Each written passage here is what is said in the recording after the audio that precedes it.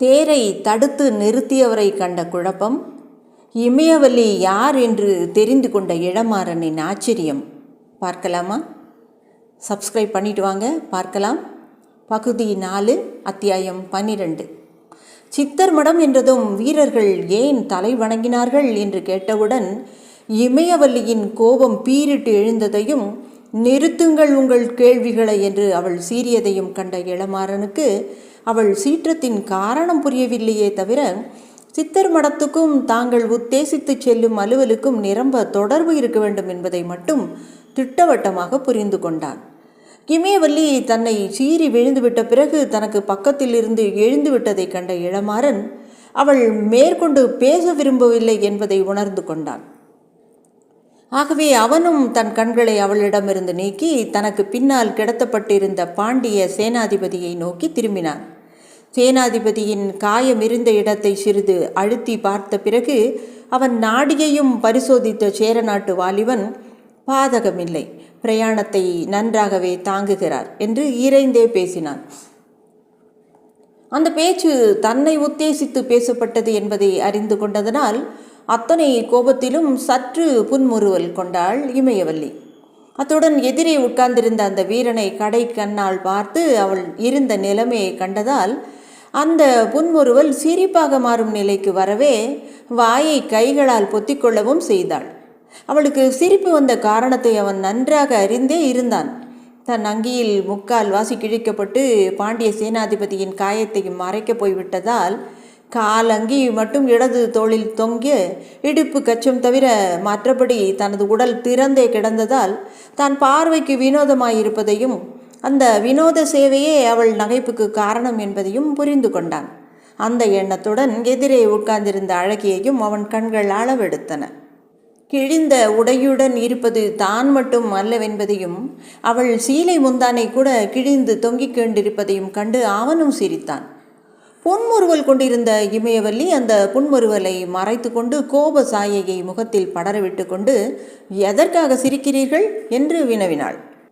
நீ எதற்காக சிரித்தாய் இமயவல்லி என்று பதிலுக்கு வினவினான் இளமாறன். அந்த இரவின் ஆரம்பத்தில் அவன் காட்டி வந்த மரியாதையும், நீங்கள் போங்கள் என்ற சொற்களை அடியோடு கைவிட்டதையும், மிகவும் சொந்தத்துடன் பெயர் சொல்லி அழைப்பதையும் கண்ட அவள் மனதில் உணர்ச்சிகள் புரண்டன. அப்படி அவன் மரியாதையின்றியும் பெயர் சொல்லி அழைத்ததிலும் தனக்கு ஓரளவு இன்பம் கூட இருந்ததை உணர்ந்தாள். அந்த இன்பம் கூட அவள் கோபத்தை மீண்டும் கிளறவே அவள் சொன்னாள், நான் சிரித்த காரணத்தை நீங்கள் கேட்க வேண்டிய அவசியமில்லை என்று.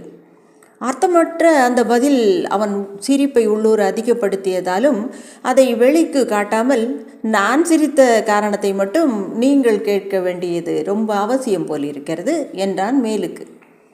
அந்த பதிலில் ஏளனம் இருப்பதை அவள் வினாடி நேரத்தில் புரிந்து கொண்டாள். ஆகவே சொற்களில் சூடு பறக்க, ஆம், அவசியம்தான் என்றாள். ஏன் அவசியமோ? உங்கள் மேலங்கி என்று இழுத்தாள் அவள். ஆமாம், அதற்கென்ன? பேருக்குத்தான் மேலே இருக்கிறது. முக்கால்வாசி கிழித்து கட்டியாகிவிட்டது படைத்தலைவர் காயத்தில். ஆமாம். என்ன ஆமாம்? நான் சொல்வது புரியவில்லையா உங்களுக்கு? சிறிது மேலங்கி மட்டும் கிழிந்து தொங்க உடலை காட்டிக்கொண்டு உட்கார்ந்திருப்பது பண்பாடா? அதுவும் ஒரு... மேலே பேச வார்த்தைகள் வரவில்லை அவளுக்கு. வெட்கம் ஆட்கொண்டது அவளை. இளமாறன் வார்த்தையை முடித்தான், அதுவும் ஒரு பெண் முன்பாக என்று. பிறகு பதிலேதும் சொல்லாமல் அவளை கூர்ந்து நோக்கினான். தன் கையால் கிழித்த முந்தானை பட்டையாகவும் தாறுமாறாகவும் அவள் எழிலை தொட்டு கொண்டிருந்தது. இழுத்து இடுப்பில் செருகக்கூடிய பாகத்தை தான் கிழித்து விட்டதே அதற்கு காரணம் என்பதை புரிந்து கொண்ட இளமாறன் தனது அந்த அவசர செய்கையால் அவள் இழுத்து மூட முடியாது எத்தனை அவஸ்தைப்படுகிறாள் என்பதை கவனித்தான். அந்த அவஸ்தைக்கு தான் காரணம் என்பதும் அவனுக்கு தெரிந்திருந்தது. அந்த அவஸ்தையை அவள் படுவதில், அவள் படும் அவஸ்தைக்கு தான் காரணமாயிருந்ததில் அவனுக்கு பெரும் ஆனந்தம் இருந்தது. அப்படி ஆனந்தப்படுவது தவறு, பண்பாட்டுக்கு விரோதமானது என்பதை அந்த வாலிபன் அறிந்தே இருந்தான். அவன் மெல்ல சொன்னான், நீ சொல்லலாம் இமயவல்லி, நான் சொல்லக்கூடாது. எதை நீங்கள் சொல்லக்கூடாது? நான் சொல்லலாம். எதையும்தான். அவன் குரலில் இருந்த ஏதோ ஒரு ஒலி அவள் சந்தேகத்தை கிளப்பவே கேட்டாள் அவள். எதையும் தான் என்றால்? நான் இருக்கும் நிலை கண்டு நீ நகைத்தாய். ஆமாம், நகைத்தேன். திட்டமாக சொன்னால் இன்னும் கூட நகைப்பேன் என்று சொல்வது போல் இருந்தது அவள் குரல். அந்த உரிமை உனக்கு மட்டும்தானா? எந்த உரிமை? என் நாடை கிழிந்து கிடப்பதை சுட்டிக்காட்டும் உரிமை? இளமாறன் எங்கு பேச்சை கொண்டு போகிறான் என்பதை புரிந்து கொண்ட இமயவல்லி திடீரென முந்தானையை இழுத்து போர்த்தி கொள்ள முயன்றாள்.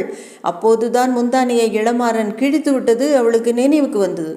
சட்டென்று கால்கள் இரண்டையும் தூக்கி ஆசனத்தில் வைத்துக்கொண்டு குறுகி உட்கார்ந்து கைகளை கட்டி மார்பை மூடிக்கொண்டு நீ நீ என்று பேச முயன்று உணர்ச்சி மிகுதியால் தடுமாறினாள்.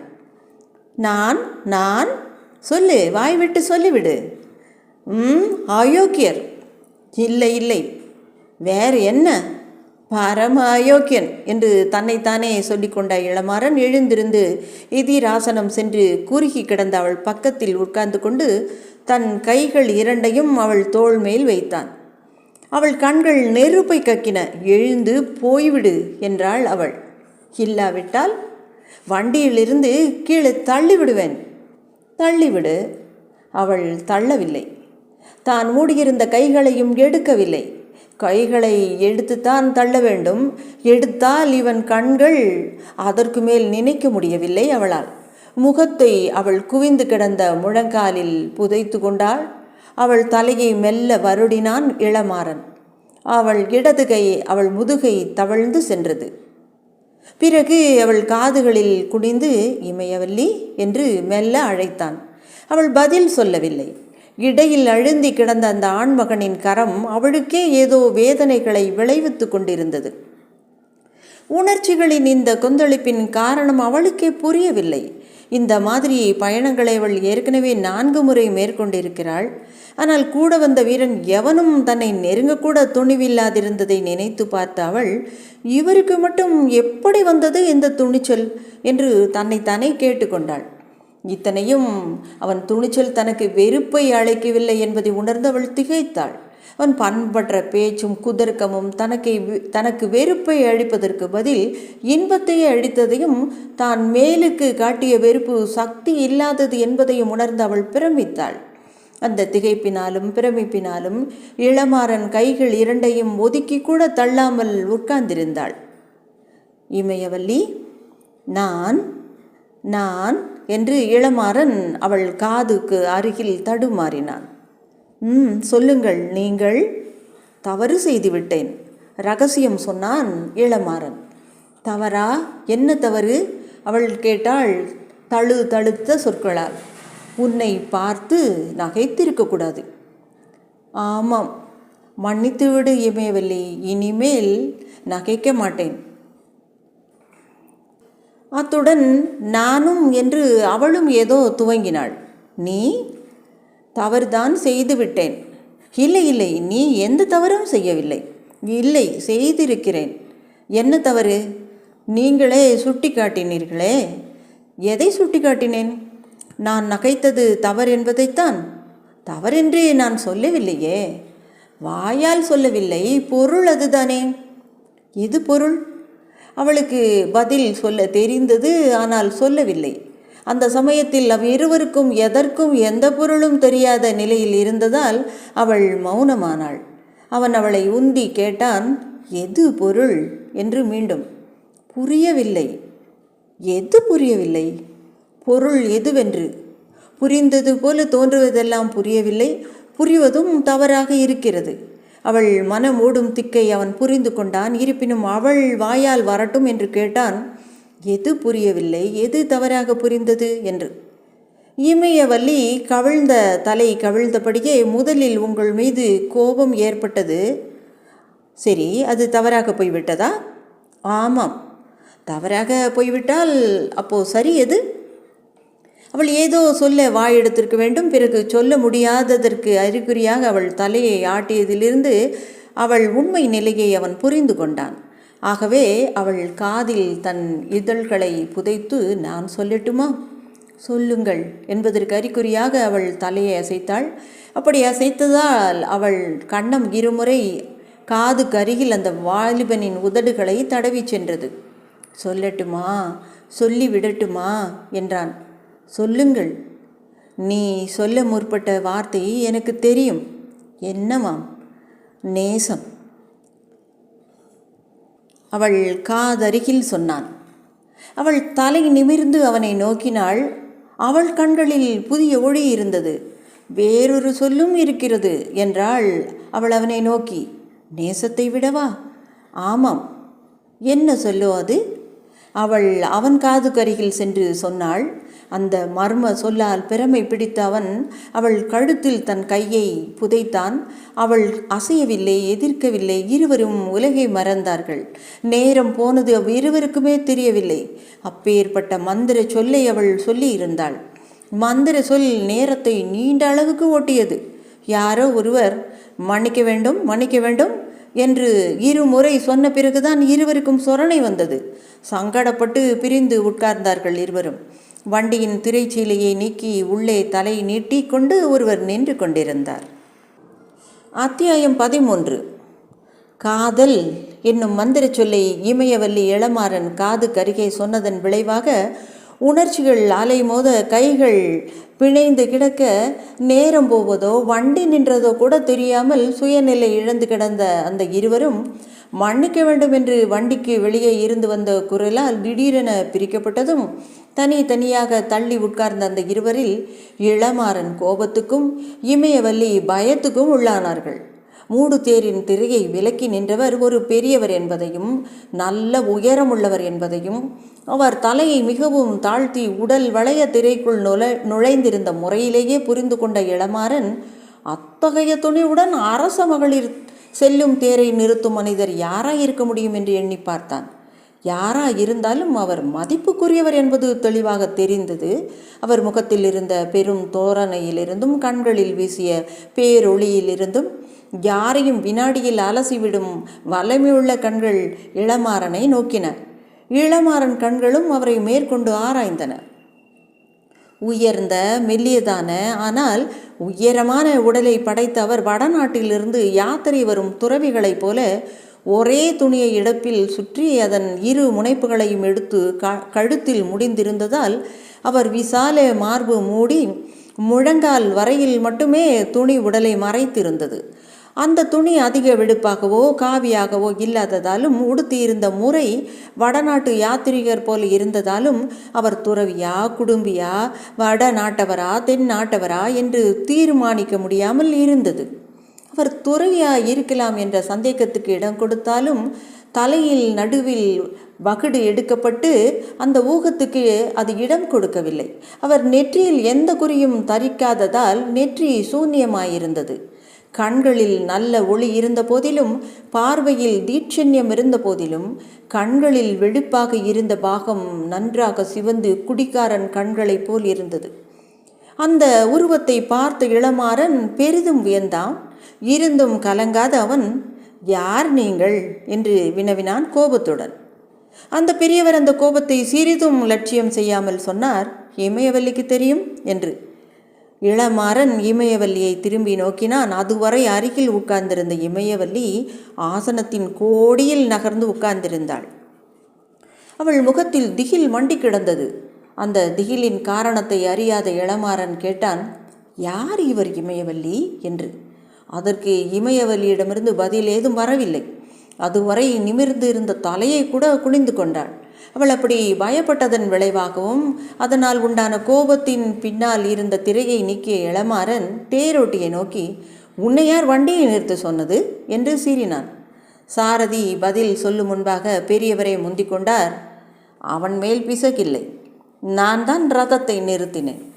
நீங்கள் நிற்க சொன்னால் அவன் நிறுத்துவானேன்? பதிலுக்கு உக்கிரமாக புன்முறுவல் கொண்ட அந்த பெரியவர், அவன் நிறுத்தாவிட்டால் தேரை நான் கட்டாயமாக நிறுத்தி விடுவேன் என்று அவனுக்கு தெரியும். அந்த பயங்கர புன்முறுவலை தொடர்ந்து அவர் சொற்களில் உறுதி இருந்தது. சொன்னதை அவர் செய்யக்கூடியவர் என்ற ஒலி அவற்றில் தெளிவாக தென்பட்டது இளமாறனுக்கு. ஆகவே அவன் தன்னை சற்று நிதானப்படுத்தி கொண்டு, ஆமாம், ஓடும் புறவிகளை நிறுத்தும் திறன் உன் கையில் இருக்கிறது என்று சிலாகித்தான் இளமாறன். பெரியவர் மெல்ல நகைத்தார். அதை நீங்கள் புரிந்து கொண்டதால் இனி தேரோட்டி மீது கோபம் கொள்ள வேண்டாம். தவிர அவன் கடமையைத்தான் அவன் செய்திருக்கிறான். உங்களை பார்த்தவுடன் தேரை நிறுத்த வேண்டியது அவன் கடமை போல் இருக்கிறது. இந்த கேள்வியை இகழ்ச்சியுடன் கேட்டான் இளமாறன். ஆம், இம்முறை பெரியவர் குரலில் அதிக உறுதி இருந்தது. தேர் யாருடையதாயிருந்தாலும் நீங்கள் நிறுத்தச் சொன்னால் நின்றுவிட வேண்டியதுதான். அரச மகளிர் செல்லும் அந்தப்புற தேராயிருந்தாலும் நிற்க வேண்டியதுதான். அரசர் தேராயிருந்தால் அதற்கும் விதி ஒன்றுதான். யார் விதித்த விதி? அரசர் விதித்த விதி. இதை மிகவும் சாதாரணமாக சொன்னார் பெரியவர். இந்த சொற்களை கேட்டதும் பெரும் வியப்புடன் பிரமிப்புக்கும் உள்ளான இளமாறன், பாண்டிய மன்னர் நெடுஞ்செழியர் என்று ஏதோ சொல்ல புகுமுன் அந்த பெரியவரை குறுக்கிட்டு, ஆம் வீரரே, நெடுஞ்செழியன் ஆணைதான் அது என்று முடித்தார். அப்படி அரசராலேயே மதிக்கப்பட்ட நீர் யார் என்று வினவிய இளமாறன் குரலில் லேசான சங்கடம் தொனித்தது. சீக்கிரம் புரிந்து கொள்வீர்கள். நான் இல்லாத சமயத்தில் இமயவல்லி எடுத்து சொல்லுவாள் உமக்கு. ஆகவே அவள் மூலமாகவே அறிந்து கொள்ளுங்கள் அதை. என் வாயால் வருவதை விட அவள் வாயால் வருவது இனிப்பாயிருக்கும் உங்களுக்கு என்று பதில் கூறியவர் லேசாக ஏளனம் சொட்ட நகைத்தார். ஒரு துறவி பேசக்கூடிய பேச்சாக இல்லை அது. குரல் இந்த சந்தர்ப்பங்களில் துறவிகள் உபயோகப்படுத்தக்கூடிய குரலாக இல்லை. விழிகளின் பார்வை கூட சுவாரஸ்யமாக இல்லை. அந்த சொற்களை அவர் உதித்த போது அவர் கண்களில் சற்றே கடுமை இருந்ததை கவனித்தான் இளமாறன். இளமாறன் சிந்தையில் மீண்டும் கோபம் துளிர்த்தது. சரி, அவளிடமிருந்து தெரிந்து கொள்ளுகிறேன், சென்று வாருங்கள் என்று கூறிய இளமாறன், தேரை ஓட்டு என்று சாரதிக்கு உத்தரவிட்டான். இளமாறன் உத்தரவை சாரதி நிறைவேற்றவில்லை. நான் முன்பே சொன்னேன் உங்களுக்கு என்றார் பெரியவர். என்ன சொன்னீர்கள்? தேரோட்டி நான் சொல்வதை செய்ய கடமைப்பட்டவன் என்று சுட்டி காட்டினேன். ஆமாம், சுட்டி காட்டினீர்கள். ஆகவே புத்திசாலியான நீங்களும் என் சொல்படி கேட்பதுதான் அழகு. கேட்காவிட்டால் என்ன செய்வீர்கள்? தங்களை பலவந்தப்படுத்தி கேட்கச் செய்ய வேண்டியிருக்கும். என்னை பலவந்தப்படுத்தும் மனிதன் உலகத்தில் இனிமேல் தான் பிறக்க வேண்டும். தவறு. எப்படி தவறு? முன்னரே பிறந்து விட்டான், அவன் நான் தான் என்ற பெரியவர் மேலும் சொன்னார். வீரரே, நீர் யார் என்பது எனக்கு தெரியும். உமது புஜபலம் எப்பேற்பட்டது என்பதும் எனக்கு தெரியும். ஆனால் இந்த எல்லைக்குள் உமது புஜபலம் எந்த பலனையும் அளிக்காது. என் இஷ்டம் இருந்தால்தான் இந்த எல்லையை விட்டு நீர் நகர முடியும். இளமாறன் இதழ்களில் கோப புன்னகை படர்ந்தது. அத்துடன் முகத்தில் சிறிது சந்தேக சாயையும் தெரிந்தது. அந்த இரண்டையும் கவனித்த அந்த பெரியவர், உமக்கு சந்தேகம் இருந்தால் இமயவல்லியை கேளும் என்றார். இளமாறன் இமயவல்லியை நோக்கி திரும்பி கேட்டான். ஏன் இமயவல்லி? இவர் அனுமதி இல்லாமல் நாம் மேலே செல்ல முடியாதா? இவர் சொல்வதெல்லாம் உண்மையா என்று. அவளோ குனிந்த தலையை நிமிராமலே பெருமூச்சு விட்டாள். அவள் சொற்படி செய்யுங்கள் என்று சொற்களும் தட்டு தடுமாறி வந்தன. யார் இவர் என்று சொல்ல மாட்டாயா? கண்ட பேர்களுக்கெல்லாம் நாம் வணங்கி சென்றால் போக வேண்டிய இடத்துக்கு நாம் எப்படி போய் சேருவது என்று வினவினான் இளமாறன். அவளை பார்த்து பேசிய இந்த சொற்களிலும் அவன் கோபம் நன்றாக தொனித்தது. ஆனால் அடுத்த வினாடி அவன் கோபம் பறந்தது. அவன் முகத்தில் மிதமிஞ்சிய வியப்பு படர்ந்தது. நான் கொண்டு போய் சேர்க்கிறேன் என்றார் பெரியவர். நாங்கள் எங்கு போகிறோம் என்று உங்களுக்கு தெரியுமா? இமயவல்லியுடன் வரும் வீரர்கள் செல்லுமிடம் ஒன்றுதான். எது? அதற்கு 2 பெயர்கள் உண்டு. ஒன்று அழிவு, இன்னொன்று மூக்கில் கோட்டை என்ற பெரியவர் முகத்தில் விசனக்குறி படர்ந்தது. இதை கேட்டு இணையிலா பிரமிப்பின் வசப்பட்ட இளமாறனை நோக்கி அதுவரை கையாண்ட மரியாதையையும் கைவிட்ட பெரியவர், ஆமாம் இளமாறா, அழிவு வேறு, மூங்கில் கோட்டை வேறு அல்ல. இரண்டும் ஒன்றுதான். இதுவரை இமயவல்லியுடன் சென்ற 4 வீரர்களை அது பழிவாங்கியிருக்கிறது. நீ 5ஆம் அவன். நீ பிழைப்பாயோ சாவாயோ எனக்கு தெரியாது. ஆனால் வீணாக உயிர் பலியை விரும்புவதில்லை நான். இது இமயவல்லிக்கும் தெரியும். எவ்வளவோ தடுத்து பார்த்தேன் இவளை. வீரர்களை பலிக்கு அழைத்து வராதே என்று இவள் கேட்கவில்லை. மீண்டும் மீண்டும் இளைஞர்களை அழிவுக்கு அழைத்து செல்கிறாள். ஆனால் அதை பற்றி எனக்கு என்ன? இது அரசியல்.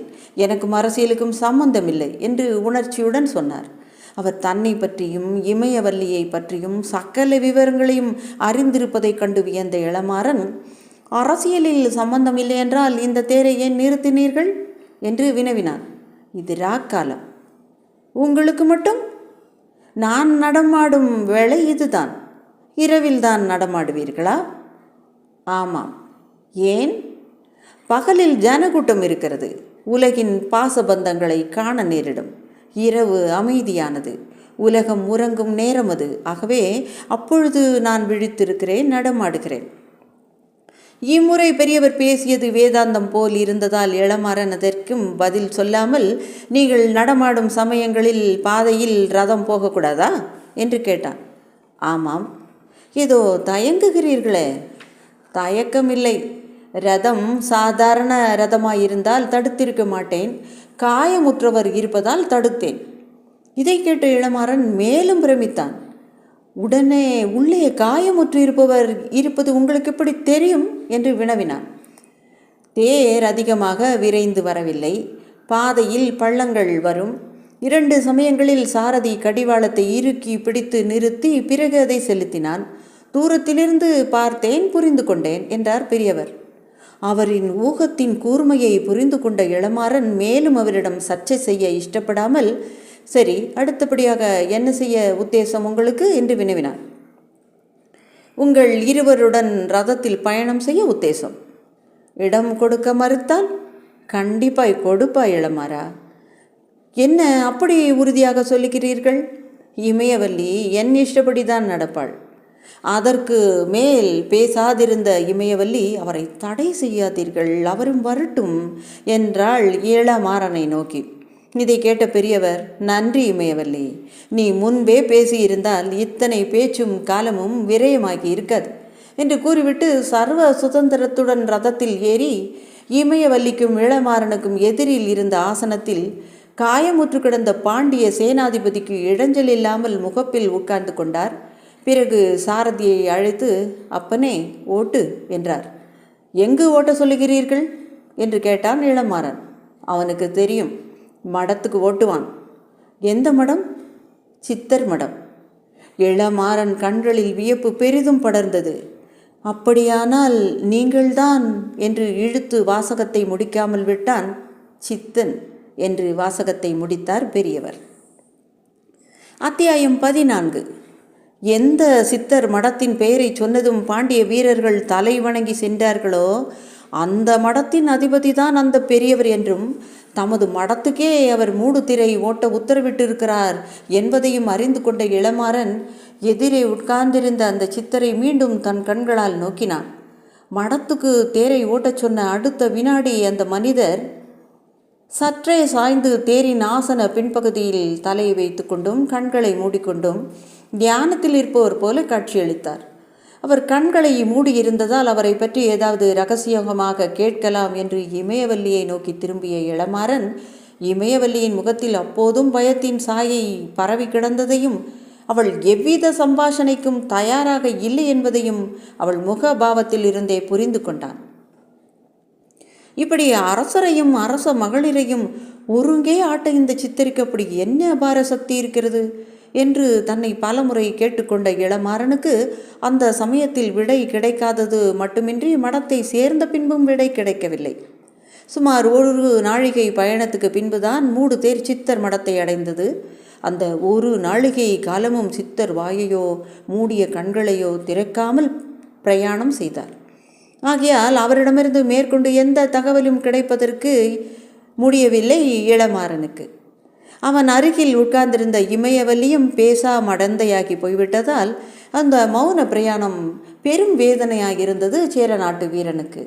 மெல்ல ஆசனத்திலிருந்து திரையை விலக்கி மேல் படியில் ஏறி தேரோட்டியை கீழே தள்ளிவிட்டு ரதத்தை தானே ஓட்டினால் என்ன என்று ஒரு வினாடி யோசித்த இளமாறன், அப்படி செய்தாலும் பலனேதும் இல்லை என்பதையும், அவர் யோசனைப்படியே ரதத்தை செலுத்துவதே நல்லது என்பதையும் புரிந்து கொண்டதால் ஆசனத்தின் பின்னால் சாய்ந்து கொண்டு தன் இடது கையை மட்டும் பின்புறமாக நீட்டி இமயவல்லியின் கையை திருட்டுத்தனமாக பிடித்து ஆறுதலாக அழுத்தி கொடுத்தான். இமயவல்லியின் கை அவன் கையுடன் இணைய மறுத்தது. பிடிப்பட்ட கை பலவந்தமாக பின்னால் இழுத்து கொண்டது. இமயவல்லி பரிபூரண அச்சத்தில் இருக்கிறாள் என்பதை கை பிடிப்பட்ட போது இருந்த சங்கடத்தாலும் இழுத்து கொண்ட போது ஏற்பட்ட லேசான சிரமத்தாலும் புரிந்து கொண்ட இளமாறன் மூடு தேர் மடத்தை அடையும் வரையில் எவ்வித விஷமத்திலும் ஈடுபடாமல் காலத்தை கடத்தினான். காயம் விளைவித்த மூர்ச்சையால் மௌனமான பாண்டிய தளபதி மருதுவையும் சூழ்நிலை கிளப்பிய உணர்ச்சிகளால் மௌனமாகிவிட்ட மற்ற மூவரையும் தாங்கிய அந்த மூடுதேர் ஒரு நாழிகைக்கு பின்பு சித்தர் மடத்துக்குள் நுழைந்து வாசலில் நின்றதும் முதலில் இறங்கிய சித்தர் சேரநாட்டு வீரனை நோக்கி, இளமாறா வா என்று சர்வசகஜமாகவும் பெயர் சொல்லியும் அழைத்தார். அதற்கு பதில் ஏதும் சொல்லாமல் கீழே இறங்கிய இளமாறன் சுற்றுமுற்றும் பார்த்து, மடத்தின் கட்டடமெல்லாம் கூரை கட்டடமாய் இருந்தாலும் கூரையின் முகப்பு உயர்ந்திருந்ததையும் மடத்தின் நீளமும் அகலமும் ஒரு மாளிகைக்கு வேண்டிய நீள அகலத்துடன் இருந்ததையும் கவனித்தான். சுற்றிலும் இருந்த வேலி நீண்ட தூரம் இருந்ததாலும் மரங்கள் பல நெடுந்தூரம் மட்டும் கண்ணுக்கு தெரிந்ததாலும் அதன் நிலப்பரப்பும் அதிகம் என்பதை தெரிந்து கொண்ட இளமாறனுக்கு அந்த மடத்தில் காவல் ஏதும் இல்லாதது மட்டும் பெரும் வியப்பாயிருந்தது. அரசரும் மதிக்கும் பெரிய மடாதிபதிக்கு காவலாளர்கள் கூட இல்லை என்பதை நினைத்து பார்த்த இளமாறன், ஒருவேளை உட்புறத்தில் வீரர்கள் இருக்கலாம், பின்னால் வரலாம் என்று நினைத்தான். முதலில் அதுவும் இல்லை என்பது பின்னால் புரிந்தது. மூடு தேர் வந்து நின்ற பல வினாடிகளுக்கு பிறகும் காவலரோ சீடப்பிள்ளைகளோ யாருமே வெளியே வரவும் இல்லை, மடத்து கதவை திறக்கவும் இல்லை. சித்தரும் யாரையும் குரல் கொடுத்து அழைக்கவும் இல்லை. இளமாறனையும் இமயவல்லியையும் ரதத்தை விட்டு இறங்கச் சொன்ன சித்தர் காயமுற்றிருந்த பாண்டிய சேனாதிபதியின் பெரு உடலை ஒரு சிறு குழந்தையை தூக்குவது போல தன் கைகளில் தூக்கி கொண்டு குதிரைகளை அவிழ்த்து விடும்படி சாரதிக்கும் உத்தரவிட்டு தம்மை தொடர்ந்து வரும்படி மற்ற இருவருக்கும் உத்தரவிட்டு மடத்தின் வாசலை நோக்கி நடந்தார். வாசலை அடைந்ததும் வாயில் கதவை தமது வலது காலால் மெல்ல உதைத்து திறந்தார். அதுவரை மௌனமாக கிடந்த அந்த மடத்திலிருந்து பலவித முனகல்களும் இம்சைப்படுவதற்கு அடையாளமான தீன சுரங்களும் வெளியே கிளம்பியதை கண்ட இளமாறன் அவற்றுக்கு காரணம் அறியாமல் திணறினான். கதவு திறந்து மூவரும் உள்ளே சென்றதும் அந்த சத்தங்கள் மிகவும் அதிகமாகின. இளமாறன் நாலாபுறமும் பார்த்தான். ஆனால் யாரும் இருப்பது போல அவன் கண்களுக்கு மட்டும் புலப்படவில்லை. இம்சை ஒலிகள் மட்டும் நாலா பக்கங்களிலுமிருந்தும் கேட்டுக்கொண்டே இருந்தது.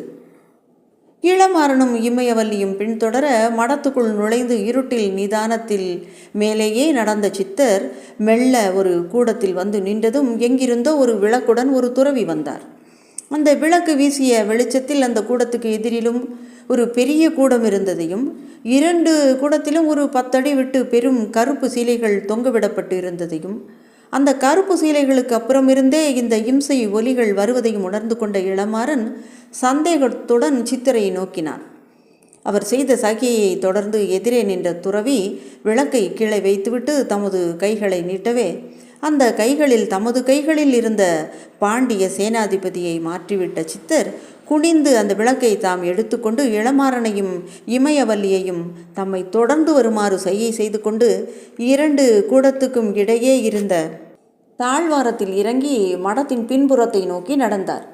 அவரை பின்தொடர்ந்து பல கட்டுகளை தாண்டியதும் பின்கதவு திறக்கப்பட்டதையும் அதையும் தாண்டியதையும் தனி சிறு விடுதியொன்றில் விளக்கு ஒன்று எரிந்து கொண்டிருந்ததையும் கண்டான் இளமாறன். அந்த விடுதியை திறந்து கொண்டு உள்ளே நுழைந்த சித்தர் இமயவல்லிக்கும் இளமாறனுக்கும் ஒரு அறையை காட்டி முதலாக வாய் திறந்து பேசினார். இதில் நீங்கள் இருவரும் தங்கலாம் என்று. அதை கூறிவிட்டு பதிலுக்கு காத்திராமல் வெளியே செல்ல முயன்ற சித்தராய் 1 நிமிஷம் என்று கூறி தடுத்தான் இளமாறன். வாசல் படியை தாண்ட ஒரு காலை வெளியே எடுத்து வைத்த சித்தர் தலையை பின்னுக்கு திருப்பி, என்ன வேண்டும்?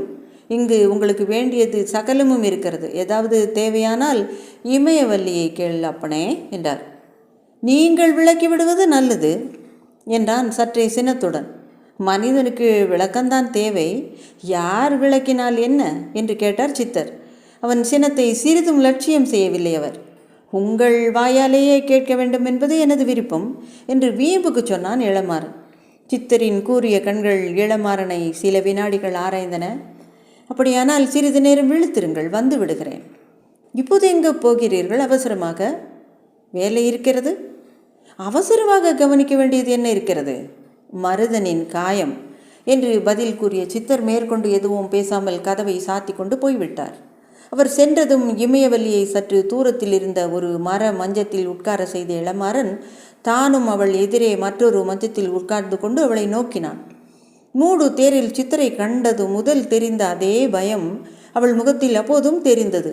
அவளை தேற்ற முயன்ற இளமாறன், இமயவல்லி, ஏன் இந்த பயம் உனக்கு? நான் இருக்கும்போது. இமயவல்லி சில நொடிகள் கழித்தே பதில் சொன்னாள். அப்படி பதில் சொன்னபோதே அவள் குரலிலும் அச்சம் இருந்தது. சித்தர் வல்லவர் என்றாள் அவள் 2 சொற்களில். எதில் வல்லவர்? வாள் போரிலா, வில் போரிலா, மற்போரிலா என்று வினவினான் சற்று கோபத்துடன். 3லும் வல்லவர் என்றாள் இமயவல்லி சர்வசாதாரணமாக. அதற்காகத்தான் பாண்டிய மன்னர் இவரிடம் பயப்படுகிறாரா என்று மீண்டும் கேட்டான். பாண்டிய மன்னர் யாருக்கும் அஞ்சுவது கிடையாது. இந்த சொற்களை சினத்துடன் உதித்தாள் இமயவல்லி.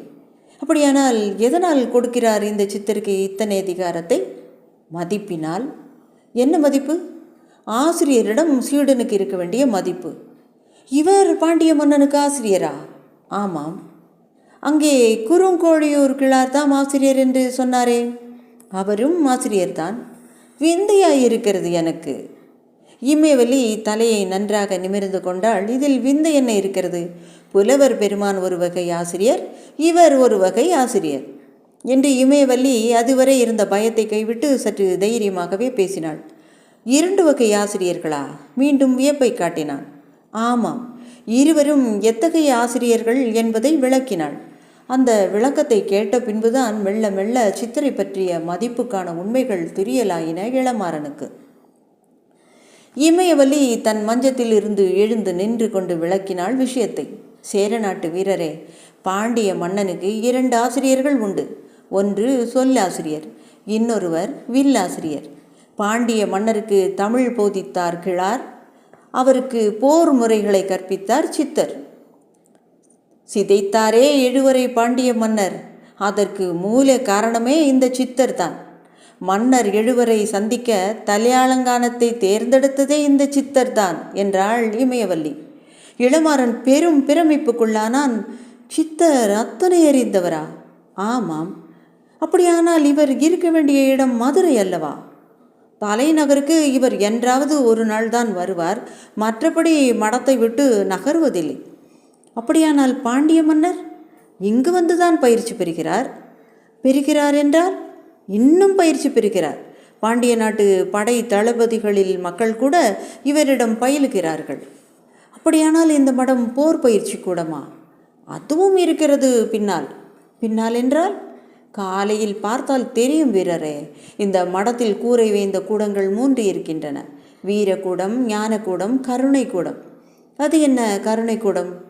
அதுதான் முதல் கூடம். அங்குதான் நாம் நுழைந்தோம். அந்த இடத்தில் ஏதேதோ ஒலிகள் கேட்டனவே. ஆமாம், வியாதியஸ்தர்கள் முனங்கும் ஒலிகள். வியாதியஸ்தர்கள் ஒருவரும் கண்ணுக்கு தென்படவில்லையே. அவர்கள் இருக்கும் இடங்கள் கருப்பு சீலைகளால் மறைக்கப்பட்டிருக்கின்றன. அவர்கள் இருக்கும் இடங்களில் இரவில் ஒருவரை தவிர யாரும் போகக்கூடாது. அந்த ஒருவர் என்றால் மற்றவர்கள்?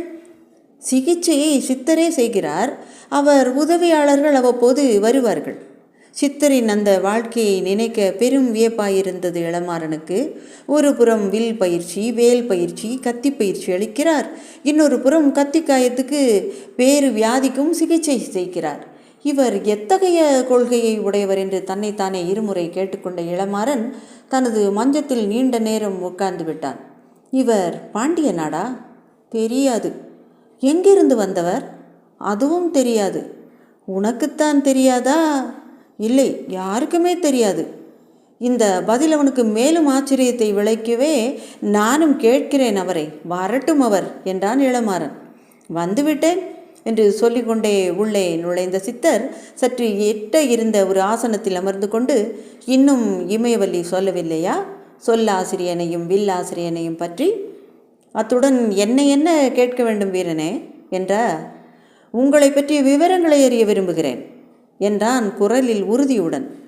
பதிலுக்கு சித்தரின் புன்முறுவல் விரிந்தது. அது கிடைக்கட்டும். அவளை பற்றிய விவரங்களை அறிந்தாயா இளமாறா என்று வினவினார் சித்தர் இமயவல்லியை நோக்கி கை நீட்டி. இல்லை, நான் சொல்லட்டுமா என்று கேட்டார் பாண்டிய மன்னனின் வில்லாசிரியர்.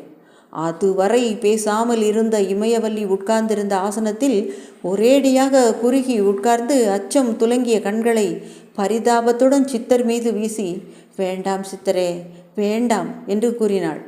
வில்லாசிரியர் பிடிவாதமாக சொன்னார். இளமாறன் வியப்பு உச்ச நிலைக்கு ஓடிவிட்டது. அத்தியாயம் நிறைந்தது. மீண்டும் அடுத்த பகுதியில் பார்க்கலாம். சப்ஸ்கிரைப் பண்ணிட்டு பாருங்கள். நான் அடுத்து போட போகிற வீடியோக்கள் உடனே உங்களுக்கு கிடைக்கும்.